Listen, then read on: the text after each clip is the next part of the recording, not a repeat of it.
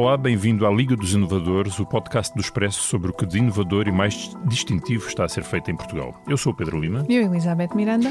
E neste episódio junta-se a nós Pedro Amorim. O Pedro é doutorado em Engenharia e Gestão Industrial, é professor universitário na Faculdade de Engenharia do Porto e, além disso, e é este o motivo pelo qual está cá, foi um dos 3 fundadores da LTP Labs. A LTP Labs é uma consultora de negócios fundada há 11 anos no Porto e, genericamente, podemos dizer que usam dados e inteligência artificial para ajudar as empresas a tomar melhores decisões. Pronto, assim à partida pode parecer mais uma consultora, não é? Mais uma empresa entre as muitas que começam a oferecer soluções de inteligência artificial. Quem acompanha os nossos episódios perceberá porque é que os desafiámos a vir cá e também vai perceber agora da conversa. São uma spin-off do Inesctec.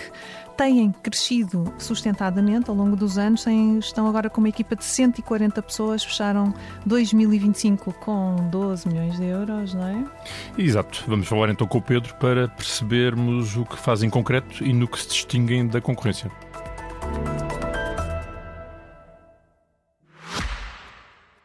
Se gosta de ouvir podcasts, conheça a oferta que o Expresso tem para si.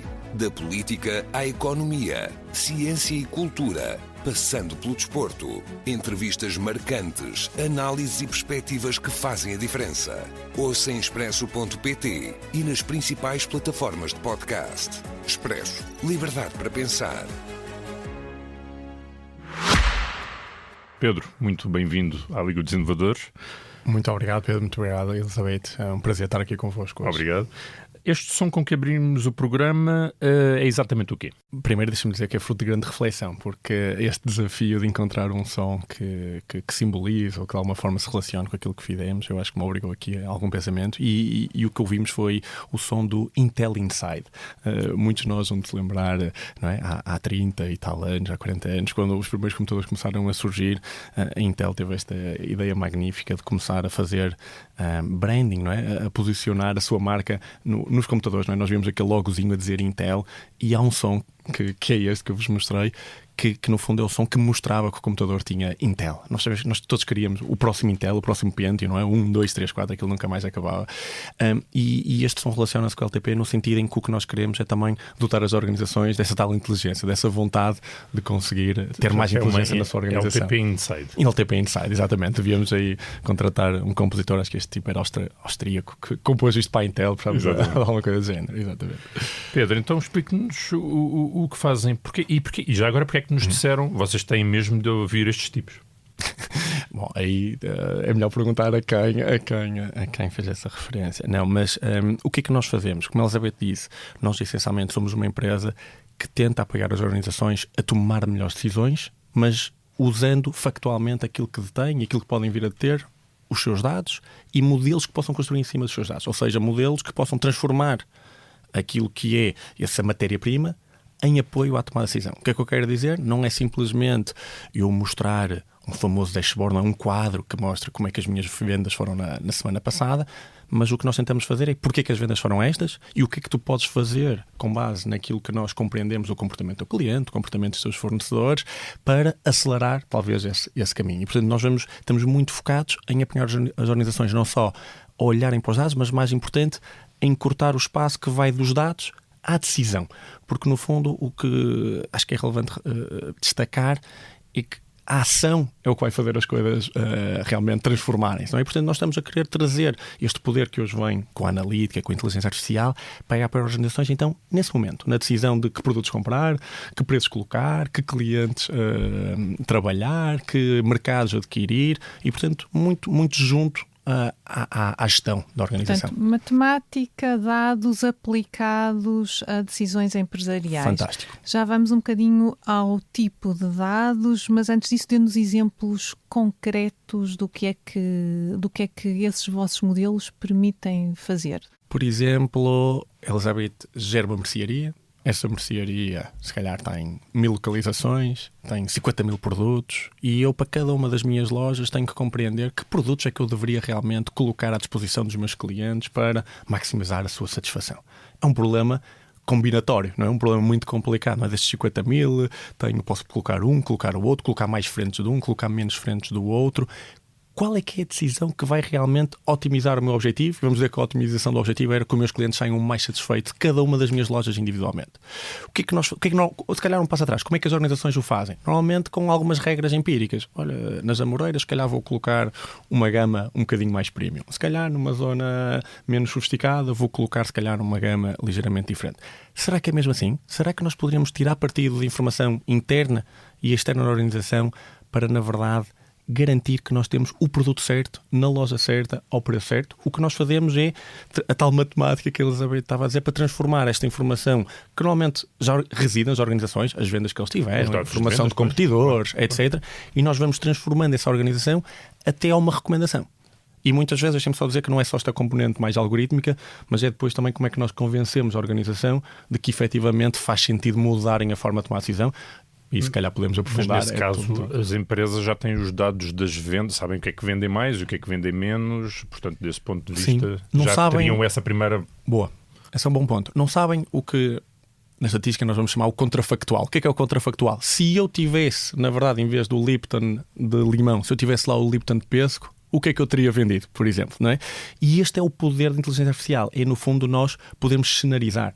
Nós podemos prever como é que cenários hipotéticos se vão comportar. Neste caso, poderíamos, no fundo, sem realmente testar, não é? Sem realmente mudar os produtos nessas diferentes lojas, nós poderíamos cobrir 500 milhões de soluções diferentes e perceber, não, realmente nós tínhamos esta solução, mas poderíamos estar noutra solução. Portanto, mais interessante. Uma das soluções é entro no supermercado, temos aquelas grandes prateleiras logo à entrada, mais promocionais, em vez de porem, esta semana, em vez de porem chás, ponham vinhos, em vez de porem vinhos, ponham detergentes. Este preço, por exemplo, é isso mesmo. Pensa em qualquer decisão, eu diria que nós... Eu gosto muito de pensar nas organizações como, ao fim e ao cabo, um sistema complexo de decisões, não é? Nós tomamos aqui no Expresso, olha, quem é que vocês vão convidar, a que horas é que vão lançar o podcast, qual é o preço das subscrições, qual é o preço das assinaturas, enfim, tudo isso.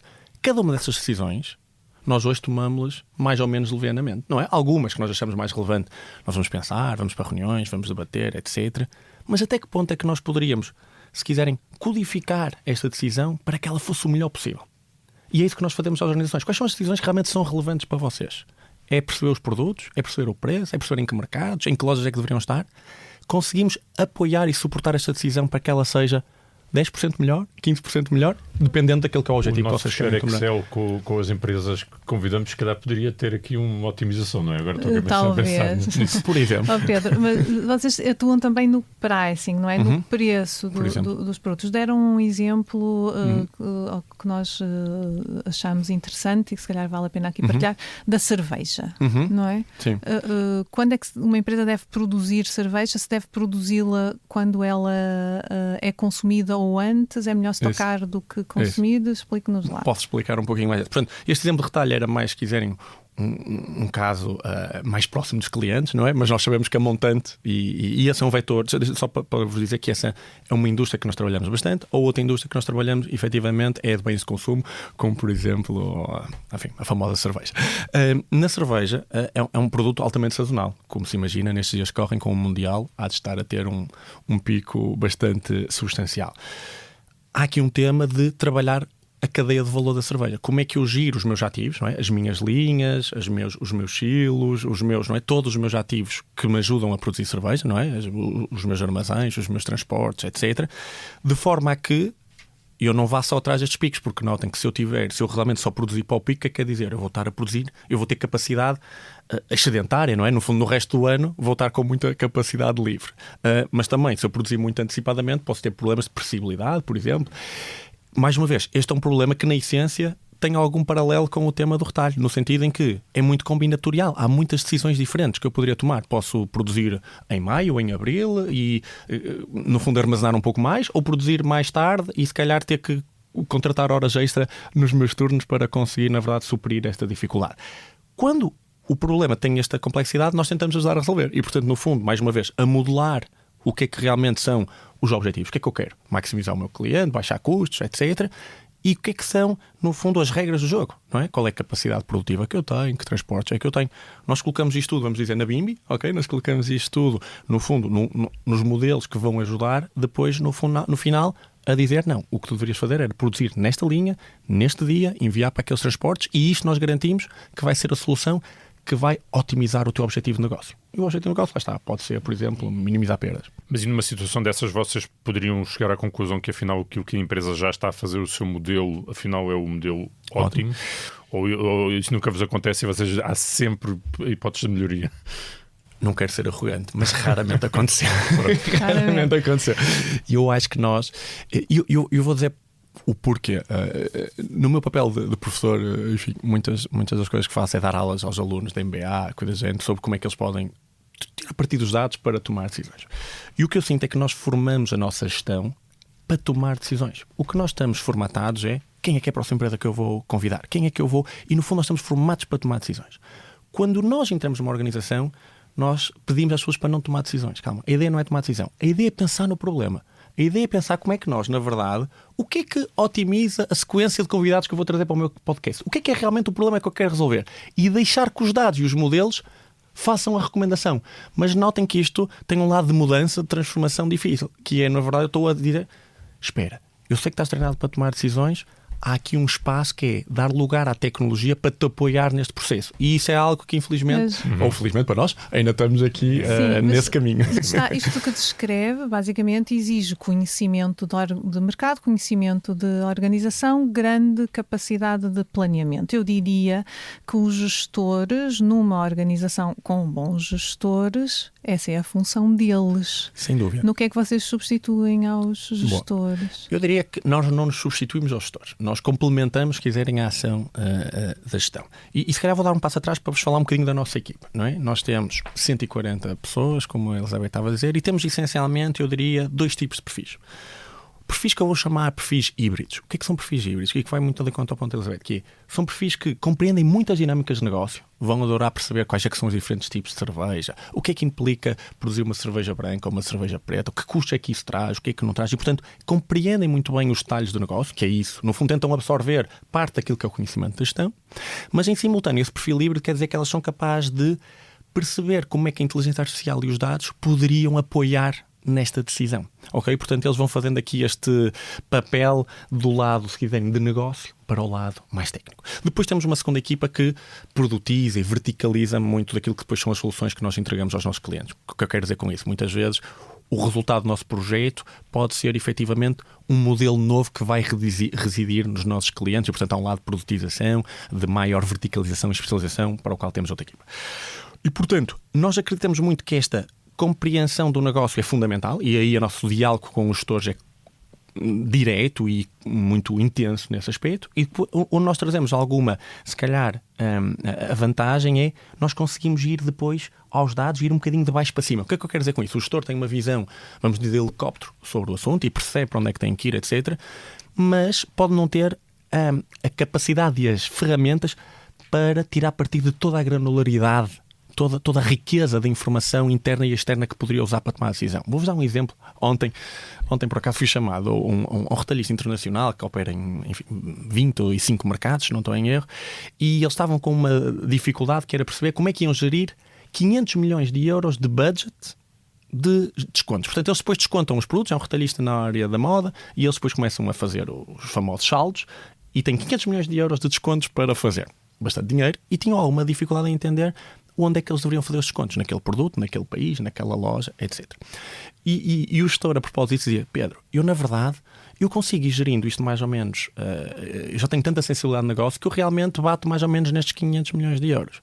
Mas, se o meu chefe me perguntar: mas como é que é a distribuição por país, e por loja, e por produto? Ele diz: agora perdi, agora calma, agora já não tenho o poder, já não tenho a capacidade de, num mundo cada vez mais complexo, onde há cada vez mais dados, porque é que nós não nos corremos estas tecnologias para então conseguir, no fundo, se quiserem, encurtar este gap entre a nossa visão estratégica, mas aquilo que realmente podemos tirar partido dessa informação e tecnologia que temos à nossa disposição hoje. Okay. Deixa-me só tentar perceber até onde vão as vossas recomendações. Conseguem recomendar preço, que produtos, mas conseguem também de algum modo antecipar tendências.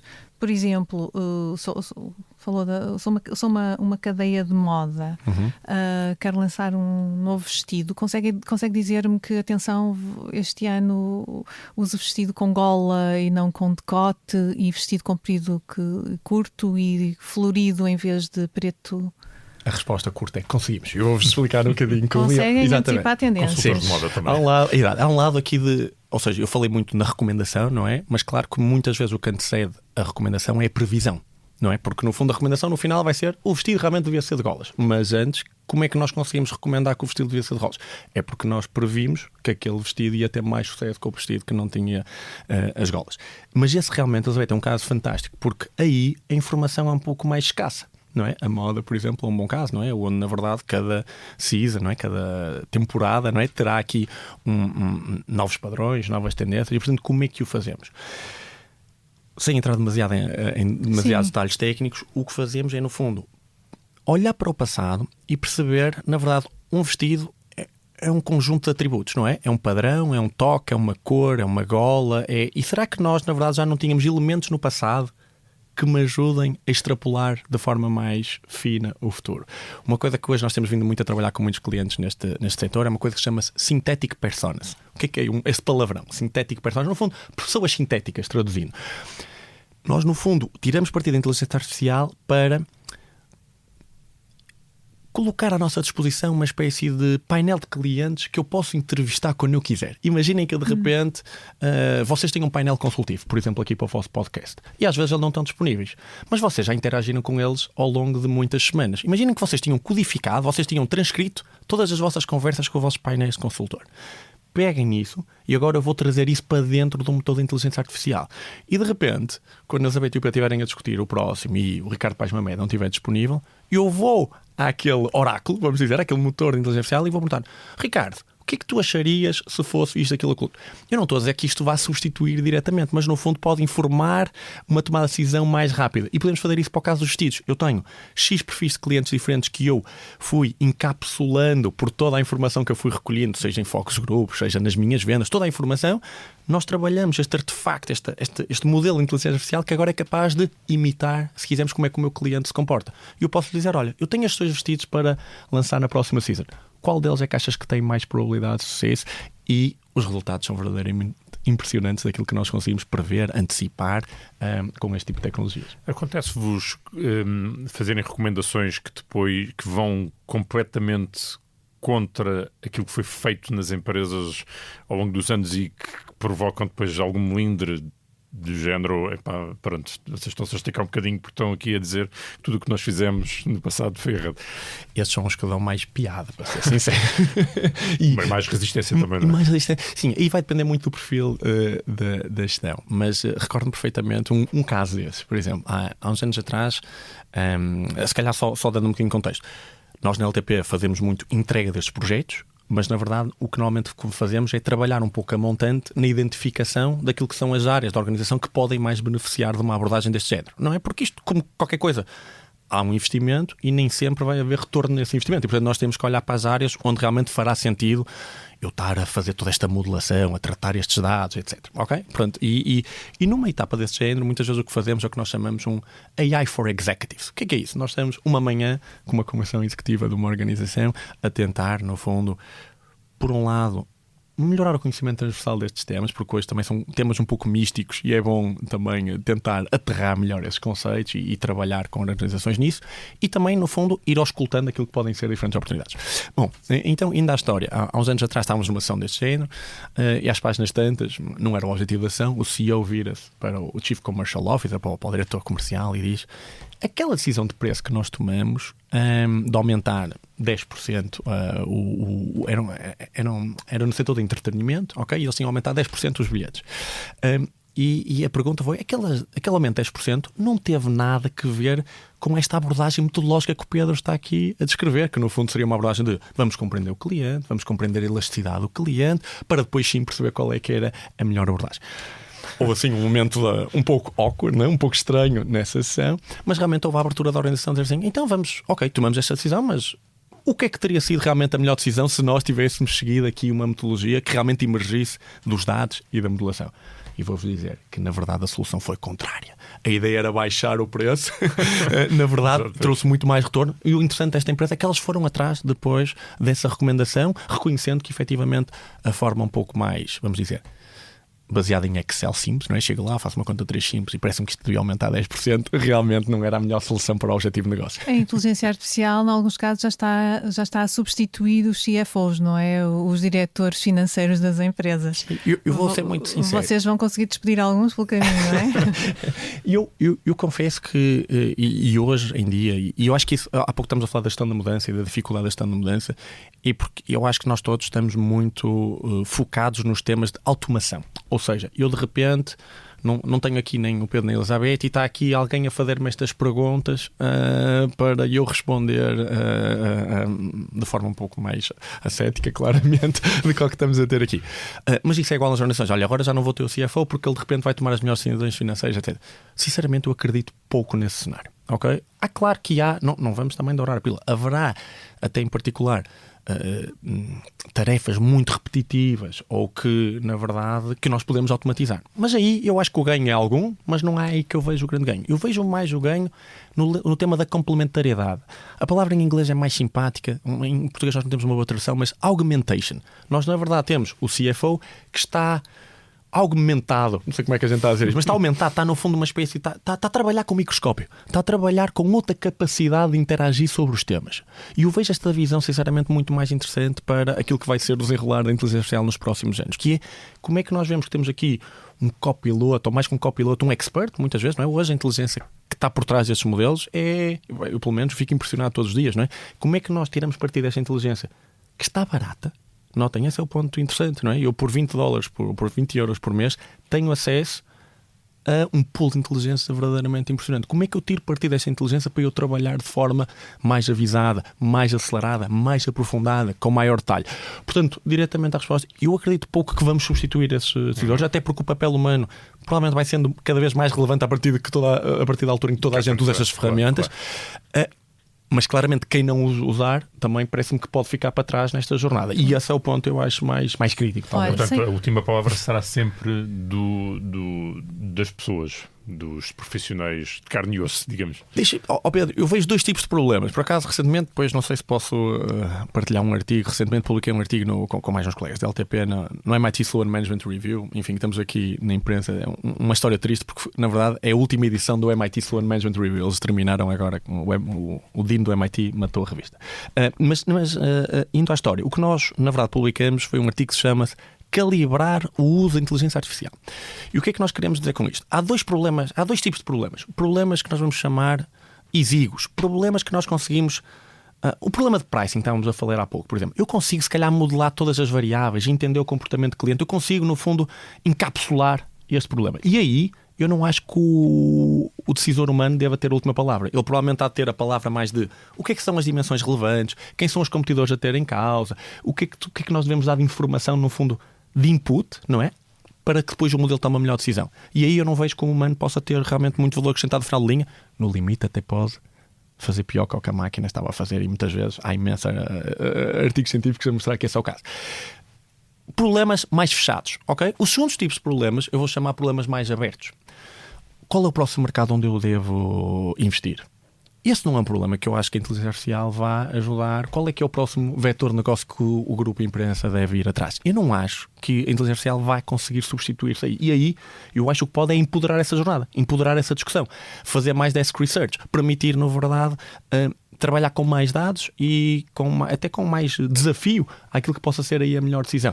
Mas aí sim eu vejo o tema do humano no final de linha a tomar a decisão. Ok, portanto, esses dois tipos de problemas eu acho que é bom mentalmente quase que compartimentar esses dois. Nós não queremos entrar muito em questões técnicas e a dar-nos um nó, mas não entrando.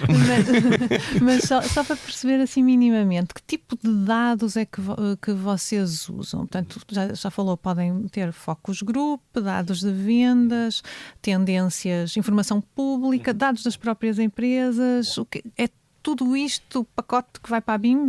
Essa acho que é uma ótima questão. Nós começamos sempre pelo problema, ok? O que é o problema que as pessoas querem resolver, que o gestor está a querer resolver? E em função desse problema, nós vemos o que eram os blocos de inteligência que fariam sentido, não é? No fundo, se eu tivesse uma espécie de gênio da lâmpada, não é? O que era esse gênio da lâmpada? Devia ser capaz de dizer, e depois nós vemos que informação é que o gênio da lâmpada precisaria. Por exemplo, um problema da comunicação social que está a ser torpedeada por redes sociais, por grandes multinacionais, como manter fidelização dos nossos ouvintes, dos nossos leitores. Bom, é um problema. É um problema, exatamente. Então nós temos este problema. O que é que o gênio mágico gostava de fazer? Olha, o gênio mágico gostava de fazer duas coisas. Identificar quem é que são os assinantes que estão com probabilidade de sair e quem é que não é assinante e que poderia ser. Se eu tivesse um gênio mágico que me identificasse estes clientes com muita precisão, eu conseguiria, no fundo, ir gerindo melhor essa ameaça que está a ocorrer. Fantástico. Que dados é que eu preciso, então, para ter este gênio mágico ativo? Vamos dizer, no caso, por exemplo, dos subscritores atuais, eu quero perceber, por exemplo, o nível de engagement deles. Quantos cliques é que eles fazem? Que tipo de conteúdos diferentes é que eles leem? A que horas é que eles leem? Sei lá, pode haver um conjunto de atributos, não é? De variáveis, de indicadores que nós compreendemos que correlacionam com o facto de eles se manterem ou não. Então o que nós fazemos é olhar para trás, pegar nesses dados e montar o tal gênio mágico que me vai ajudar a identificar o Pedro no próximo mês provavelmente vai deixar de ser subscritor. Bom, deve já ativá-lo para o tentar recompensar. Mas respondendo à pergunta de uma forma um bocadinho mais lata, Elizabeth, às vezes a melhor informação para tomar a decisão pode estar fora da organização. Vou-vos dar aqui um caso um pouco mais menos ortodoxo. Há uns anos atrás fomos desafiados por uma empresa que era a maior empresa de cannabis do mundo. Ok? Maior empresa, cannabis essencialmente medicinal, e o que eles gostavam de compreender era, no fundo, no cannabis medicinal, o grande desafio é que a legislação do país esteja enquadrada com o tipo de medicamentos que eu estou, por exemplo, a produzir, se é para a epilepsia infantil, se é para a oncologia, etc. E o desafio que eles lançaram foi, olha, qual é o próximo país a legalizar cannabis para fins medicinais? O que parecia assim um desafio um pouco complicado, não é? Mas voltando um bocadinho à ideia do gênio, ok, eu quero ter um gênio que seja capaz de prever isso. Mas agora vamos pensar, que dados é que seriam mais interessantes para perceber se a Itália vai legalizar cannabis no próximo mês? Na verdade são tudo dados externos, eu vou-vos dizer, é o PIB per capita, é o número de menções nos mídia para estes temas, é a composição do Parlamento, etc, etc. Portanto, neste caso, nós nem precisávamos de nenhum dado interno da organização. Para resolver este problema, os dados, na verdade, residiam fora da organização. E isso é que é parte muito gira. É só saber procurá-los. Exatamente. E o que nós notamos hoje muito na prática é que as empresas começam por olhar para os dados que têm e perceber como é que poderiam tirar partido da inteligência artificial. O que eu estou aqui, no fundo, a dizer é que nós achamos que a abordagem contrária é mais interessante. Que problemas é que eu tenho? E depois é que eu vou ver que dados é que são mais interessantes. E depois às vezes, calhar, nem tinha esses dados e tenho que ir atrás. Portanto, nós começamos pelo desconhecido, se quiserem, em vez de começar pelo conhecido. E essa é uma receita que se tem provado de bastante sucesso. Em vez de nós estarmos ancorados nos dados, não. Nós estamos ancorados no problema e depois nós encontramos dados para um propósito, em vez de encontrar propósito para os dados. Okay? Quero dizer que, então, que nem sempre são necessários dados confidenciais de uma empresa. Fantástico. Neste caso do cannabis, que sinceramente foi dos que mais impacto teve 0 dados internos. E notem, em 10 minutos, nós entre ir ao World of Journalism, ao Harvard Dataverse, ao Banco Mundial, estas bases de dados são todas públicas. Eu diria que numa hora nós tínhamos os dados todos necessários para tomar esta decisão. Mas é interessante, porque do que descreve, parece que a vossa mais-valia é quase trazer um novo método de trabalho para os gestores do que propriamente assim o produto, porque o produto é um corolário de todo o pensamento. Eu estou de acordo. Duas notas aí sobre isso. Eu estou muito alinhado que o que nós queremos é, no fundo, lá está. É por isso que nós estamos posicionados junto à gestão, ok? E tentar fazer essa nova forma de pensar sobre os desafios. Onde é que entra o produto? Nós temos a vantagem que nós arrancamos esta jornada há mais de 10 anos, ok? E, portanto, nós ao longo dos anos fomos tendo aqui uma espécie de juro composto interessante. O que é isso? Nós fomos desenvolvendo estes modelos, fomos nos capacitando, fomos tendo estas bibliotecas que nos permitem hoje acelerar a jornada também junto dos nossos clientes. E, portanto, é aqui que o produto tem um papel relevante, que é na nossa entrega. Nós cada vez somos cada vez mais profissionalizados, tiramos mais partido daquilo que foi as experiências passadas para que os clientes futuros, no fundo, possam beneficiar desse juro composto, vamos dizer assim, que nós fomos trabalhar. Já tem uma grande base de dados. Já temos uma grande base de dados e de modelos, de dados e de modelos. E esse, nós hoje chamamos a isso o Where, é no fundo a nossa plataforma que permite uma entrega mais rápida dos nossos projetos, muitas vezes. E só por curiosidade, até porque eu sei que o João Claro esteve cá há pouco tempo, ganhamos ainda recentemente, há um par de semanas, o prémio, o 3º lugar de maior impacto entregue por via desta plataforma naquilo que foi a gala no fundo de prémios de todos os laboratórios de tecnologia europeus. E, portanto, mostra, no fundo, um bocadinho esse nosso foco no impacto e na entrega e no juro composto, que foi estes 10 anos a trabalhar, se quiserem, nestes modelos e nessa infraestrutura e nesses dados em escala para acelerar depois agora e a qualidade das entregas aos nossos clientes. Vocês têm clientes muito diversificados de muitos setores. É igual prestar uma consultoria a uma empresa de tabaco e a uma empresa de chocolates, por exemplo? Eu diria que o produto, sinceramente, não acho que é aquilo que tem mais impacto. E indo ao ponto de que nós estamos lá muito próximos para moldar também a forma como as pessoas gerem, tem mais que ver com a cultura da organização do que propriamente com o produto onde elas estão. Claro que os setores também depois vão tendo impacto na forma como as empresas pensam. Mas, efetivamente, o que nós procuramos são empresas que estejam dispostas, no fundo, a tomar as suas decisões de outra forma. E isso é desafiante. Não é? Porque, no fundo, reescrever a forma como trabalhamos é sempre um desafio. Qual é a promessa? É que, na verdade, há ganhos interessantes, seja em que dimensão for. Pode ser uma dimensão de sustentabilidade, reduzir o desperdício, pode ser na dimensão que for, mas há ganhos interessantes nos problemas que realmente interessam. Ok? E, portanto, não é fazer um pilotozinho de inteligência artificial como nós vemos muito a acontecer, não é? Não. Nas coisas que interessam, há um ganho do outro lado. Portanto, aí é que vai a grande diferença. É quanto de esforço de gestão da mudança é que nós temos que pôr nos nossos clientes. Eu penso que essa, se calhar, é mais a variável que divide os diferentes clientes. Exatamente. De que forma é que vocês se posicionam, portanto, no mercado da consultoria? Há os grandes consultores, eles também não estão a fazer isto. Como é que vocês dizem? Nós é que somos, não os outros. Essa é uma ótima pergunta. Eu diria que, by the way, um dos outros fundadores da LTP, o Bernardo, diria: opa, nós não somos consultores. Eu começava logo por dizer que tentamos aí fazer uma diferença. Não, mas indo mais diretamente à resposta. As consultoras estratégicas tradicionais têm uma forma de gerir os desafios que as organizações têm, que no fundo tem este lastro mais tradicional, deixem-me dizer assim, não é? No fundo de vou fazer benchmarking, vou trabalhar, e depois, claro que elas foram-se apetrechando de pessoal técnico para poder trabalhar os números, mas reparem que são empresas que estão partidas em dois. Tem o lado dos sócios que são capazes de falar o negócio com os gestores e depois têm, se quiserem, os nerds que estão lá atrás a fazer os modelos. O nosso modelo de negócio não é esse. O nosso modelo é fundir isso na mesma pessoa. Nós temos a mesma pessoa a ser capaz de interpretar o desafio de negócio e a conseguir modelar aquilo que acontece. E há duas vantagens para isso. Há uma vantagem de rapidez. E sócios nerds, não é? Sócios nerds, no fundo é isso. Em resumo, é boa coisa. E duas vantagens. A rapidez e outra, a qualidade. Porque, na verdade, é um bocadinho como aquela história do copo estragado, não é? Se eu for dizer uma coisa ao Pedro, o Pedro vai dizer a Elizabeth, que vai dizer ao Tiago, de repente, enfim, a mensagem não vai chegar lá da mesma forma. E é aí que nós nos diferenciamos. É, na verdade, ter uma equipe. É mais difícil de crescer. Notem, porque nós precisamos de perfis que, na verdade, gostem dos dois lados, em grande parte. Claro que depois já vos disse que tem também os outros perfis um pouco mais verticalizados, mas grande parte dos nossos consultores tem que ter esta ambidextria.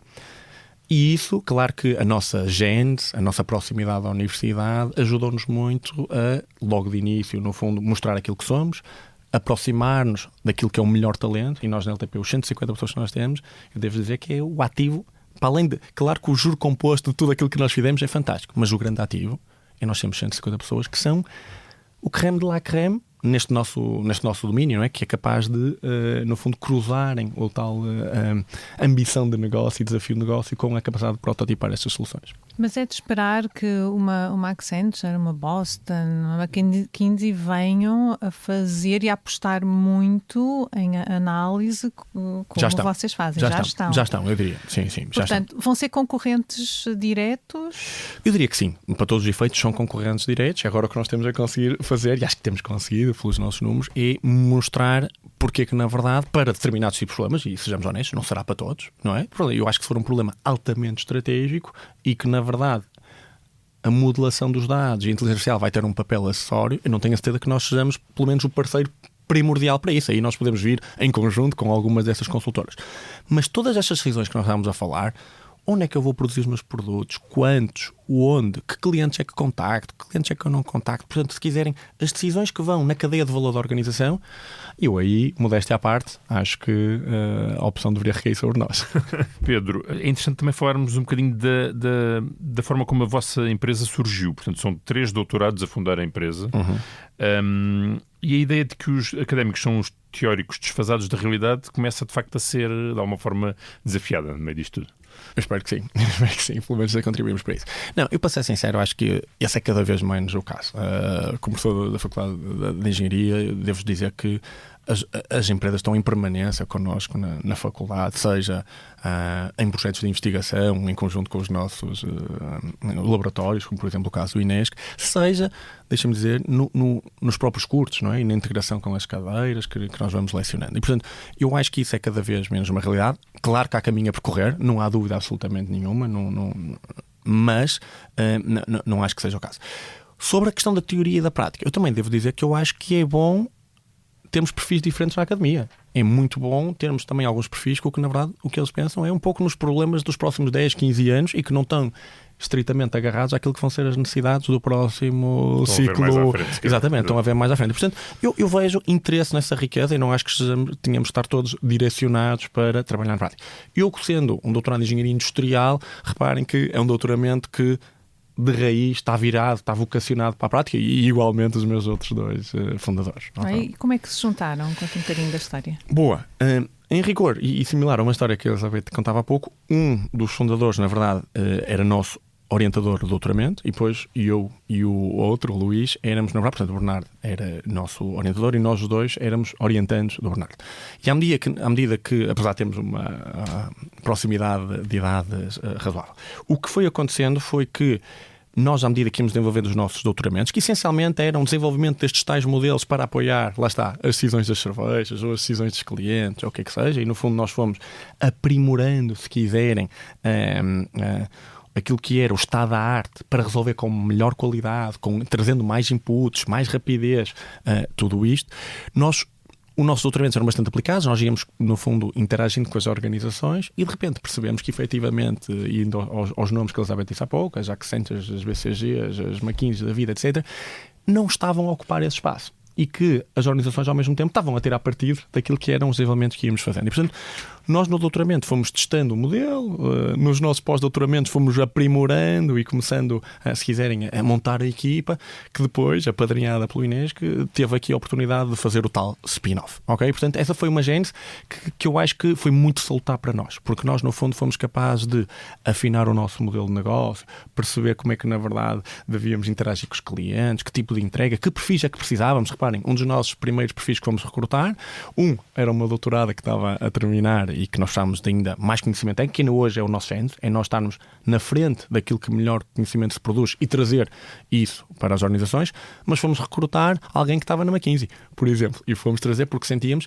realmente o partner nerd é ok, mas às vezes precisamos de um bocadinho de um partner que não seja tão nerd para nos dar aqui outra estrutura, por exemplo, aquilo que é gestão de projeto, de um desafio da série. Portanto, fomos tirando partido desses primeiros anos para solidificar, se quiserem, aquilo que era o nosso posicionamento. E a inteligência artificial esteve desde o início convosco? Sem dúvida nenhuma. Eu acho que o que aconteceu foi que o branding de inteligência artificial foi evoluindo ao longo do tempo. Mas aquilo que nós fazíamos há 15 anos atrás no nosso doutoramento era inteligência artificial. Nós, que no fundo, se calhar na altura chamávamos mais machine learning, coisa do género, não é? Onde nós, na verdade, o que estávamos a fazer era encontrar padrões nos dados, encontrar forma de trabalhar melhor as recomendações. Claro que a inteligência artificial generativa, que é aquilo que hoje que nós temos com, enfim, os ChatGPT, Gemini, todas essas ferramentas, surgiu só em novembro de 2022, não é?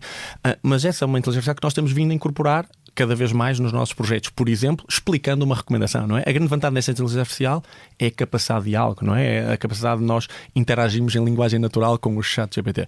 O que nós fazemos é, todos os modelos, vamos dizer, mais de índole matemática que nós temos vindo a trabalhar e que são determinísticos, não alucinam, como no caso falamos muitas vezes deste tipo de modelos mais generativos, nós continuamos a trabalhar esse core, se quiserem, vou chamar analítico, e depois cada vez mais temos esta camada generativa para apoiar na interface com os modelos. Explicar a recomendação a um gestor, por exemplo, é um dos casos que cada vez mais trabalhamos. Olha, e o que é que foi mais difícil nesta transição entre a academia e o mundo empresarial? Do ponto de vista muito pessoal, se calhar, eu acho que sinceramente para a organização como um todo não houve propriamente muita dor, para ser sincero. Eu acho que nós fomos muito sortudos de termos arrancado logo com clientes muito exigentes, grupos sonais, etc., que na verdade transitaram connosco de um lado para o outro, ok? E isso permitiu-nos, sinceramente, com suavidade aterrar no mercado. Do ponto de vista, se quiserem, mais pessoal, claro que há um desafio como académico de nós termos a capacidade de gerir a nossa agenda, de pensar mais estrategicamente sobre os assuntos, de poder entrar numa profundidade que na prática pode não ter tanta relevância, não é? E portanto há aqui alguma... jogar com esses chapéus gera alguma tensão interior, não é? Porque na verdade os objetivos são diferentes, não é? Os nossos objetivos de publicação, recentemente publiquei um artigo numa das revistas mais relevantes na nossa área, Management Science. Demorei 5 anos a conseguir publicar esse artigo. Enfim, provavelmente a empresa que me ajudou a recolher os dados já nem existe, já passou tanto tempo, não é? Reparem, portanto, os ciclos, o tipo de trabalho acaba por ter bastante... empresário tem que apresentar resultado em 8 semanas. Os nossos projetos andam às 8, 10 semanas. O que é cabe algumas 10 semanas em 5 anos, não é? Cabe algumas. Não houve assim nada que tivesse de desaprender. Eu acho que não, acho que tive que aprender mais que desaprender. Acho que tivemos que aprender muito. E eu acho que essa é uma ótima questão, no sentido em que nós, na verdade, gostamos também de trazer o lado académico para dentro das organizações. O que é que eu quero dizer com isso? O académico, hoje, infelizmente, se calhar não tem a conotação mais simpática que deveria ter, mas, no fundo, o lado de desafio, o lado de querer fazer melhor, o lado de querer, na verdade, usar o que melhor conhecimento há e trazer para dentro das organizações. Nós isso preservamos muito. Nós continuamos a investir muito em investigação, reconhecido, trabalhamos, continuamos a publicar muito, continuamos muito próximo da academia e tentamos ao máximo estreitar, se quiserem, esse gap para a organização. Portanto, aí não queremos desaprender nada. Agora, precisamos mais de agilidade, com certeza. Trabalhamos esse lado da agilidade. Mas não podem ficar presos a uma ideia que não tem mercado, não é? É preciso largar a determinada altura. Sem dúvida, sem dúvida. Por exemplo, ou... No meu caso, como mantenho ainda o meu papel, se calhar não vou largar, mas vou trabalhar noutro âmbito, não é? Vou trabalhar com os meus alunos de doutoramento e vou trabalhar noutro âmbito algumas dessas ideias. E tem acontecido. Há coisas muito giras, que é, alguns, se calhar, dos projetos que menos bem correram, tornaram-se em papers inacreditáveis. Eu até acho que há quase uma correlação inversa, infelizmente, entre esses dois. Tornaram-se mais interessantes. Exatamente, depois com alguma profundidade tem ocorrido às vezes. Isso é muito interessante. É interessante, sim, senhor. São case studies, case studies. Exatamente. Olha, e mudou a forma como dá aulas?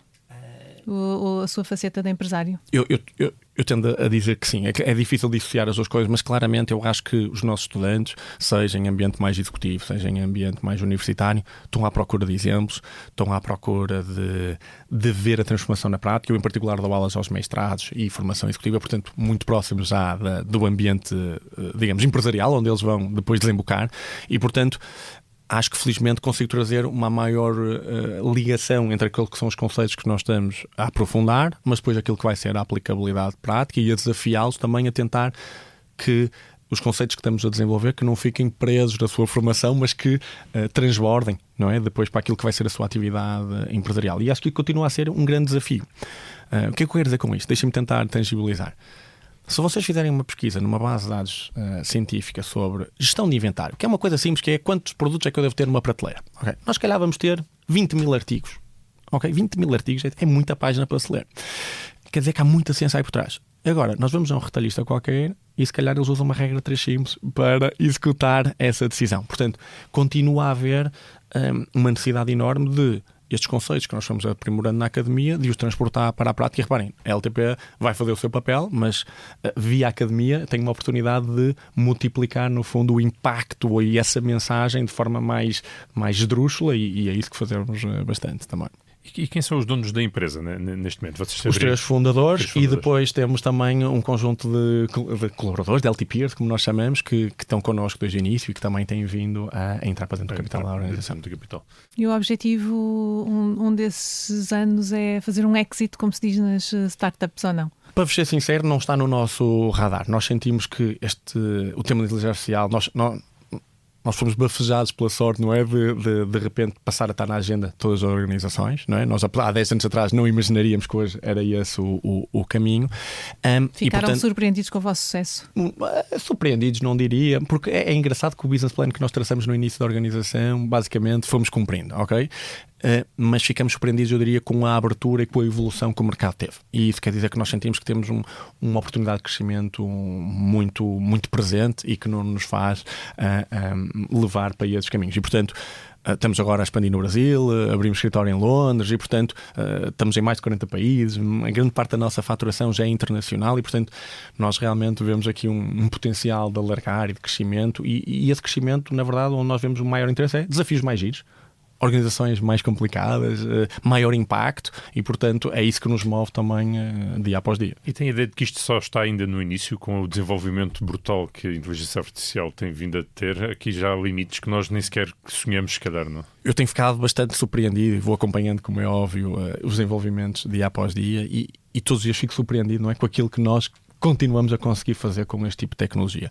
E é giro que nós percebermos que há também movimentos, ainda agora, recentemente, não sei se aperceberam, mas o Chief Scientist da Meta, não é? Que é uma das empresas que tem mais apostado nisso, saiu da Meta para fazer uma empresa porque achava que estes modelos ChatGPT não vão ser o futuro da inteligência artificial. Portanto, eles já estão a pensar numa nova vaga que se calhar vai tornar ainda mais inteligente estes modelos. E, portanto, eu acho que ainda está muito aí por vir. Agora, também não tínhamos ilusões. Uma coisa é nós usarmos do ponto de vista individual, não é? Outra coisa é depois difundir isto na organização, mudar os processos, fazer com que as coisas, que estas tecnologias realmente façam alguma reconstrução da forma como nós trabalhamos nas organizações. E isso vai demorar um tempo muito superior àquele que a tecnologia. Exatamente.